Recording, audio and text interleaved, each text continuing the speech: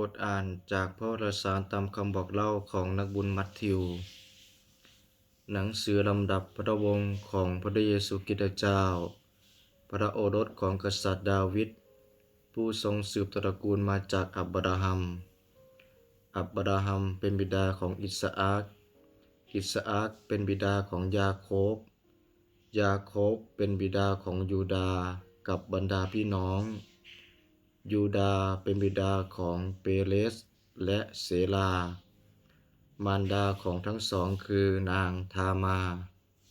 เปเรสเป็นบิดาของเฮโรนเป็นบิดาของรามเป็นบิดาของอัมมีนาดับเป็นบิดาของนาโซน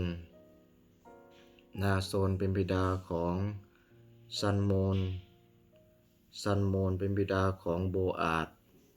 มารดาของโบอาซคือนางราหับโบอาซเป็นบิดาของโอเบดมารดาของโอเบดคือนางรูธโอเบดเป็นบิดาของเจสซีเป็นบิดาของกษัตริย์ดาวิดเป็นบิดาของซาโลมอนมารดาของซาโลมอนเคยเป็นภรรยาของอุริยาซาโลมอนเป็นบิดาของเรโฮโบอัมเป็นบิดาของนางอาบิยาเป็นบิดาของอาสาเป็นบิดาของเยโฮชาฟัตเป็นบิดาของโยรัมเป็นบิดาของอุซซิยาเป็นบิดาของโยธามเป็นบิดาของอาคัสเป็นบิดาของเฮเซคิยาเป็นบิดาของมนัสเสเป็นบิดาของอาโมนเป็นบิดาของโยซิยาเป็นบิดาของเยโคนิยาและพี่น้องในสมัยถูกกวาดต้อนเป็นเฉลยไปกรุงบาบิโลนหลังจากถูกกวาดต้อนไปกรุงบาบิโลนแล้วเยโคนิยาเป็นบิดาของเชอันทิเอลเป็นบิดาของเซรุบบาเบลเป็นบิดาของอาบิยุดเป็นบิดาของเอลียาคิม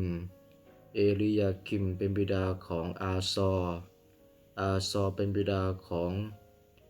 สาโดกเป็นบิดาของอาคิมเป็นบิดาของเอลีอุดเป็นบิดาของเอเลอาซาเป็นบิดาของมัทธานเป็นบิดาของยาโคบเป็นบิดาของโยเซฟพระสวามีของพระนางมารีพระเยซูเจ้าที่ขานพระนามว่าพระคริสต์เจ้า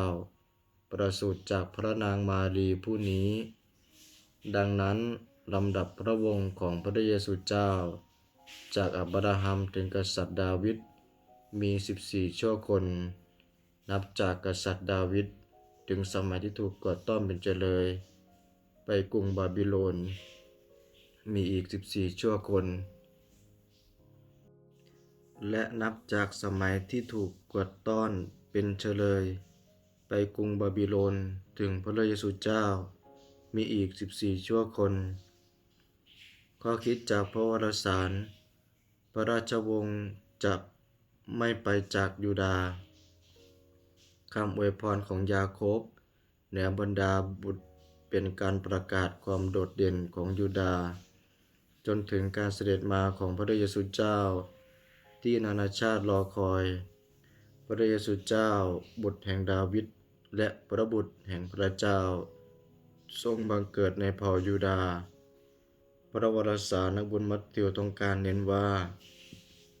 พระคริสต์เจ้าเป็นพระเมสสิยาบุตรของดาวิดและบุตรของอับราฮัมประวัติศาสตร์ยืนยันว่าพระเยซูเจ้าพระเจ้ามาบังเกิดเป็นมนุษย์ในชนชาติอิสราเอลพระองค์เป็นผู้รับมรดกแห่งพระสัญญาของพระเจ้าพระองค์เป็นโอรสของดาวิด และเป็นกษัตริย์ที่พระเจ้าทรงสัญญาไว้